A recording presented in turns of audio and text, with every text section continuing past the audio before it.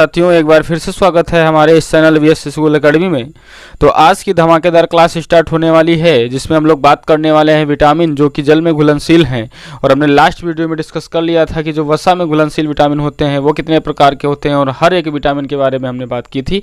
तो आज की धमाकेदार क्लास स्टार्ट होने वाली है कौन सी विटामिन जो कि हमारे जल में घुलनशील विटामिन है। तो चलो स्टार्ट करते हैं आज की हम लोग क्लास। तो देखिए, बात करते हैं विटामिन जो हमारे जल में घुलनशील थे। उसमें हमने लास्ट वीडियो में बात कर ली थी विटामिन के, ई, डी, ए, यानी हमने ए की बात कर ली थी, डी की बात कर ली थी, ई की बात कर ली थी, के की बात कर ली थी, और सारे के सारे किसमें घुलनशील थे? जल में घुलनशील थे। आज ये बात करते हैं विटामिन B1 की। तो यहाँ से एक सबसे पहला पॉइंट आपको याद रखना है कि देखो, विटामिन B1 की जो खोज थी वही फंक, यानी सबसे पहले किस विटामिन की खोज हुई, तो आपको याद रखना है विटामिन B1 की खोज, ठीक है। और ऐसा जो विटामिन है जो जिसकी खोज सर्वप्रथम हुई थी, वो क्या नाम उसका है? Vitamin B1। और इसका रासायनिक नाम क्या होता है? थायमीन, ठीक है, आपको याद रखना है। और एक सबसे बड़ी चीज़ आपको याद रखना है कि यहीं पर एक विटामिन अभी इसके बाद हम लोग पढ़ने वाले हैं, विटामिन C, और जिसको सबसे पहले मैन्युफैक्चर किया गया था, यानी सबसे पहले कृत्रिम रूप से बनाया गया विटामिन कौन सा है? विटामिन C है। और सबसे पहले खोजा गया विटामिन कौन सा है? तो विटामिन B1 है, फंक द्वारा खोजा गया। बाकी अब बात करते हैं कि विटामिन B1 का रासायनिक नाम, तो इनका रासायनिक नाम थायमीन आपको याद रखना है। और बाकी इसका जो एक और नाम है, एंटी बेरी बेरी विटामिन भी कहा जाता है। रीजन उसका यह है क्योंकि इसकी कमी से जो रोग होता है वो बेरी बेरी रोग होता है। और बेरी बेरी रोग के बारे में भी हम बाद में डिस्कस करेंगे बहुत कायदे से। ये रोग 2-3 प्रकार के होते हैं, 2 प्रकार के आपको याद रखना है। और इससे मतलब एक नसों में इफेक्ट पड़ता है, और एक जो हार्ट है यानी हृदय है उस पर इफेक्ट पड़ता है। तो बाकी बेरी बेरी के बारे में बात करेंगे। बाकी इसका कार्य का देख लिया जाए तो इसका जो कार्य है वो क्या है? तंत्रिका तंत्र की क्रियाशीलता के लिए आवश्यक है। ये कौन सा विटामिन? Vitamin B1। ये एक तंत्रिका तंत्र जो हमारा है उस पर एक न्यूरॉन है उस पर सबसे ज़्यादा क्रिया एक्टिविटीज़ उस पर दिखाने के लिए। और विटामिन B3 के निर्माण में इसका काम है। विटामिन B3 का जो निर्माण करता है वो भी यही विटामिन करता है। बाकी इसके अगर हम कमी देखें तो बेरी बेरी रोग होता है, एक न्यूराइट्स रोग होता है, तीसरा वेरिनेक कोर्साकॉफ सिंड्रोम, ठीक है, वेरिनेक कोर्साकॉफ सिंड्रोम होता है। और ये बेरी बेरी रोग अभी हमने बताया पहले। और एक न्यूराइट्स, देखो न्यूराइट्स का मतलब है कि वही न्यूरॉन पे थोड़ा सा इफेक्ट डालना। अगर इसका हम लोग वो करें संधि विच्छेद करें तो न्यूरोप्लस्टाइटिस कुछ आएगा। तो उसमें अगर न्यूरो की बात की जाए तो ये ब्रेन से संबंधित एक जो है तंत्रिका तंत्र से जुड़ी हुई बात है, ठीक है। तो बेरी बेरी रोग, न्यूराइट्स रोग और वेरिनेक कोर्साकॉफ सिंड्रोम, देखो ये वाला जो है ना रोग, ये 2 चीज़ों को याद रखना है। जो व्यक्ति ज़्यादा एल्कोहल का सेवन करता है ना, ज़्यादा एल्कोहल का सेवन करता है, अधिक एल्कोहल का यूज करता है, तो एल्कोहल की जो अधिकता से ये वेरिनेक कोर्साकॉफ सिंड्रोम हो जाता है। प्लस इसे में याद रखना है और साथ में B1 की कमी हो जाए, यानी B1 की कमी हो जाए।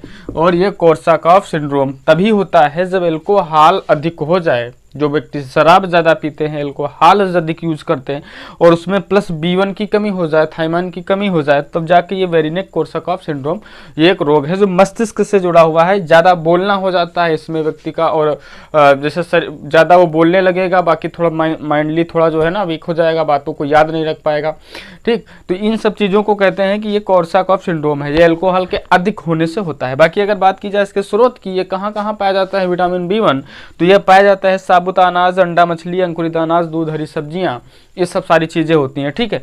ये आपको याद रखना है विटामिन B1 के बारे में। आगे नेक्स्ट बात करते हैं। आगे हम लोग 3 विटामिन एक साथ पढ़ने वाले हैं। 3 विटामिन में देखो, एक हमारा B2, B3, B5, यानी हमने B1 को पढ़ा, B1 के बाद हम लोग B2, B3, B5 3 विटामिन एक साथ पढ़ने वाले हैं, क्योंकि इनमें कुछ चीज़ें कॉमन है। जैसे हम लोग अगर B2 की बात करें तो इसका जो नाम है, सबसे पहले हमको याद रखना है राइबोफ्लेविन इसको कहते हैं, इसी को पीला विटामिन कहते हैं, इसी का हम लोग लेक्टोफ्लेविन कहते हैं, इसी को हम लोग विटामिन जी, यानी हमारे 4 नाम इसको याद रखना है। किस पूछा जाए राइबोफ्लेविन किसका नाम है, तो विटामिन B2 का नाम है। लेक्टोफ्लेविन किसका नाम है? विटामिन B2 का नाम है। पीला विटामिन किसको कहा जाता है? विटामिन B2 कहा जाता है। विटामिन जी किसका नाम है? तो विटामिन B2 को कहा जाता है। ये 3 नाम आपको याद रखने हैं। बाकी अगर विटामिन B3 की बात की जाए तो इसका क्या नाम है? नियासिन, यानी निकोटीन एसिड, इसी को नियासिन भी कहा जाता है और इसी को निकोटीन एसिड भी कहा जाता है। बाकी विटामिन B5 की बात की जाएगी तो पेंटाथीन एसिड, यानी हमको नाम बहुत कायदे से याद रखना है। विटामिन B1 का नाम थायमीन था, एंटी बेरी बेरी था, लेकिन यहाँ पर विटामिन B2 के 4 नाम है, जो कि चारों नाम इंपॉर्टेंट है, ठीक है। विटामिन B3 के 2 नाम है, दोनों इंपॉर्टेंट है। विटामिन B5 के एक नाम है, वो भी इंपॉर्टेंट है। तीनों में जो कॉमन चीज़ है वो क्या है, वो तीनों में कॉमन चीज़ ये है कि तीनों विटामिन जो श्वसन में सहायक होते हैं, काय में सहायक है, श्वसन में सहायक है। तो दूसरा इसका एक कॉमन क्या है, ये तीनों विटामिन क्या होते हैं, उपापचयी क्रियाओं में सहायक होते हैं। उसके बाद बात की जाए तो इनका जो स्रोत है तीनों का, तो दूध है। सबसे पहले आपको दूध, अंडा, पनीर याद रखना है। उसके बाद ईस्ट और हरी सब्जियां इसका एक जो है शुद्ध है। सेम में भी पाया जाता है, आपको याद रखना है, सेम में ये विटामिन B2 बहुत ज़्यादा पाया जाता है। बाकी B2 की कमी से अगर रोग की बात करें तो एक किलोसिस रोग हो जाता है, किलोसिस रोग हो जाता है। किलोसिस रोग में क्या हो जाता है कि जो तुम्हारे जो ओंठ होते हैं, ओंठ वो फटने लगते हैं। किलोसिस रोग में क्या हो जाता है कि जो ओंठ होते हैं आपके वो फटने लगते हैं। और ग्लाइकोसाइटिस रोग क्या हो जाता है, जो जीभ होती है, जीभ में छोटे छोटे छाले पड़ जाते हैं। कीरेटाइटिस रोग की बात की जाए तो जो गाल हैं वो शुष्क होकर फटने लगते हैं, ठीक है। और दूसरी बात, इस विटामिन की कमी से शरीर के भार में कमी आ जाती है, वो लिखा हुआ है, भार में कमी आ जाती है शरीर के भार में, ठीक है। तो आपको याद रखना है, किलोसिस यानी ओठों का फटना, ग्लूकोसाइटिस यानी जीभ में लाल लाल दाने पड़ जाना, कीरेटाइटिस यानी गालों का शुष्क होकर फटना, ठीक है। बहुत कायदे से याद रखिएगा। B3 की कमी से एक पेलेग्रा रोग होता है, पेलेग्रा रोग, ठीक है। और पेलेग्रा रोग में क्या होता है कि जो है त्वचा पर कुछ क्या हो जाता है, सफ़ेद दाग, यानी त्वचा पर ही दिक्कतें आ जाती हैं, स्किन से जुड़ा हुआ जो ये रोग है। बाकी चीज़ देखा जाए तो मानसिक रूप से रोगी कमज़ोर हो जाता है, ठीक है। बाकी आगे बात की जाए तो पाचन क्रियाएं इसकी भी खराब हो जाती हैं, ठीक। बाकी नेक्स्ट अगर B5 की बात की जाए तो बर्निंग फीट सिंड्रोम यानी पैरों में जलन, वो भी इसी विटामिन 5 की कमी से होते हैं, विटामिन B5 की कमी से। बालों का झड़ना, बालों का सफ़ेद होना, और एक चीज़ होती है जनन क्षमता कम हो जाना। चर्म रोग भी इसी के अंतर्गत कुछ आता है कि चर्म रोग जो है विटामिन B5 का ही कुछ लक्षण है, ठीक है। बाकी आपको याद रखना है, जो सबसे बड़ा है वो बर्निंग फीट सिंड्रोम यानी पैरों में जलन। तो कौन कौन से विटामिन, B2, B5 और B3, तीन ये विटामिन B1, यानी हम लोगों ने 4 विटामिन को पढ़ा। फिर नेक्स्ट देखते हैं, आगे बात करते हैं विटामिन B6 की। B6 की बात की जाए तो इसका रासायनिक नाम क्या होता है, पायरिडॉक्सिन। उसके बाद कार्य की बात की जाए तो प्रोटीन के उपापचय में ये सहायक होता है। बाकी बात की जाए कमी से शरीर का जो वजन है उसमें कम हो जाना और रक्त छीड़ता हो जाना, शारीरिक जो वृद्धि होती है उसका रुक जाना। स्रोत की बात की जाए तो मांस में, अंडा में, हरी पत्तेदार जो सब्जियां होती है उसमें ये बहुत ज़्यादा पाया जाता है। आगे बात की जाए अगर विटामिन B7 की, तो विटामिन B7 का जो नाम होता है रासायनिक, बहुत इंपॉर्टेंट है, biotin.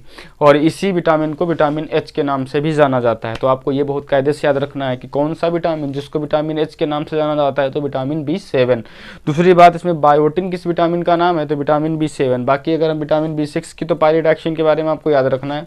Vitamin B3, vitamin B3, vitamin B2, vitamin B5 के भी नाम बताएं आपको, सारे नाम आपको बहुत कायदे से याद रखना है। विटामिन B6 का जो नाम है बायोटिन है, विटामिन H है। कार्य की बात की जाए तो कार्बोहाइड्रेट, वसा और प्रोटीन तीनों के उपापचय में ये सहायक होता है। कमी से बात की जाए तो मांसपेशियों में क्या हो जाता है, दर्द होने लगता है, शरीर में कमजोरी आ जाती है। बाकी अगर बात की जाए तो भूख ना लगना, और इसी में जो है बालों का झड़ना भी आ जाता है। तो कई सारी चीज़ें जो है कॉमन है विटामिन बी की। तो बाकी हमको यहाँ पे ज़रूरी जो चीज़ें हैं वो याद रखना है कि जो इसका नाम है, रासायनिक नाम है, वो क्या है, ठीक है। नेक्स्ट जो इसकी विटामिन है उसकी बात करते हैं। बाकी नेक्स्ट बात की जाए विटामिन B9 की, तो विटामिन B9 का जो रासायनिक नाम होता है फॉलिसिन उसको कहा जाता है, फॉलिक एसिड उसको कहा जाता है, और उसी को एक हम और नाम देते हैं विटामिन M। तो आपको ये नाम याद रखना है, folacin, folic acid, vitamin M। Vitamin G की बात की जाए तो विटामिन B2 को विटामिन G कहा गया था। विटामिन H की बात की जाए तो विटामिन B7 को विटामिन H कहा गया था। विटामिन B9 को क्या कहा गया, विटामिन M। आपको ये नाम याद रखना है बड़े आसानी से। इनका कार्य क्या होता है, RBC का निर्माण करते हैं, ठीक है। बाकी आगे कमी से क्या हो जाता है, इसमें रक्त अल्पता हो जाता है। दूसरी RBC जो होती है वो परिपक्व नहीं हो पाती है। तीसरी आगे बात की जाए तो एनीमिया, इसमें एक रोग हो जाता है, ठीक है। एनीमिया रोग वही रक्त से जुड़ा हुआ, रक्त अल्पता से रुका हुआ है, जो रक्त है उस रक्त की जो कमी है उससे जुड़ा हुआ रोग है। स्रोत की बात की जाए तो केले में पाया जाता है, संतरे में पाया जाता है, अंडे में पाया जाता है, और सेम जो है हरी सब्जियां पत्तेदार होती है उसमें ये पाया जाता है। कौन, विटामिन B9। विटामिन B12 की बात की जाए तो इसका नाम साइनेकोबालिन होता है। ये एक ऐसा मात्र विटामिन है, क्वेश्चन बहुत अच्छा है यहाँ से कि ऐसा मात्र विटामिन बताओ जिसमें कोबाल्ट धातु पाई जाती है। तो ये एक मात्र ऐसा विटामिन है जिसमें कोबाल्ट धातु पाई जाती है। तो आपको बहुत कायदे से याद रखना है कि कोबाल्ट धातु किस में पाई जाती है, तो विटामिन B12 में कोबाल्ट धातु पाई जाती है। बाकी इसके कार्य की बात की जाए तो आरबीसी के निर्माण में जो एक आवश्यक प्रोटीन होता है ये उसका संश्लेषण करता है। आपको याद रखना है, कमी से घातक एनीमिया, यानी ज़्यादा कमी हो जाएगी तो एनीमिया बहुत घातक हो जाता है। बाकी बात की जाए स्रोत, तो मांस में कलेजी उसमें पाया जाता है और दूध में पाया जाता है। ये 3 चीज़ें हैं जो आपको याद रखनी है स्रोत।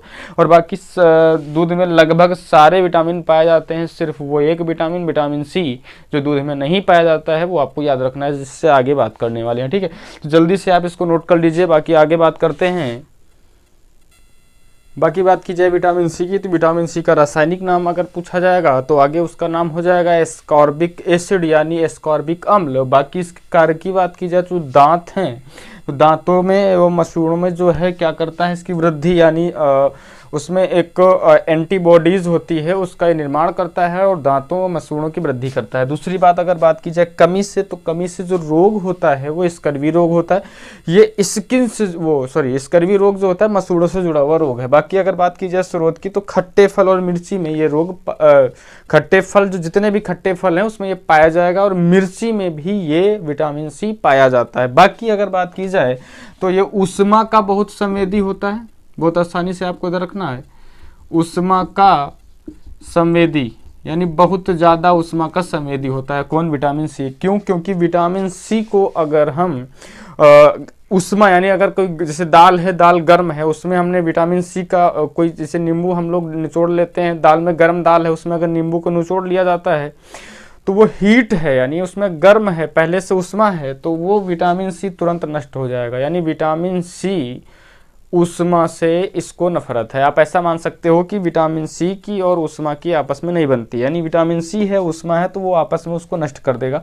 बाकी अगर बात की जाए कौन सा विटामिन जो दूध में नहीं पाया जाता, तो अभी बताया जाता है ये दूध में बिल्कुल नहीं पाया जाता है। कौन सा विटामिन सी ये दूध में नहीं पाया जाता है। दूसरी बात, इस विटामिन को रोज का रोज हमें लेना पड़ता है, यानी अगर इसको सुबह खाते हैं तो ये यूरिन के माध्यम से निकाल दिया जाएगा, यानी ये विटामिन सी हमें रोज लेना पड़ेगा। ऐसा कौन सा विटामिन है जिसकी ज़रूरत हमें रोज पड़ती है, रोज लेना पड़ता है, यानी शरीर में वो नष्ट हो जाता है विटामिन सी। फिर उसी से यहीं से जुड़ा हुआ क्वेश्चन है कि सबसे पहला मैन्युफैक्चर जो कृत्रिम विटामिन है, सबसे पहले बनाया गया विटामिन है वो कौन सा है? Vitamin C. ठीक है, तो मे भी ये क्लास बड़ी अच्छी आपको लगी होगी, तो मेरा मानना है क्लास अगर आपको अच्छी लगी तो इसको शेयर करें और अधिक से अधिक लोगों को भेजें और चैनल को सब्सक्राइब करें, और अच्छी लगी हो क्लास तो कमेंट में बताएं और इसको लाइक भी करें। फिर मिलते हैं हम लोग नेक्स्ट क्लास में, तब तक के लिए धन्यवाद।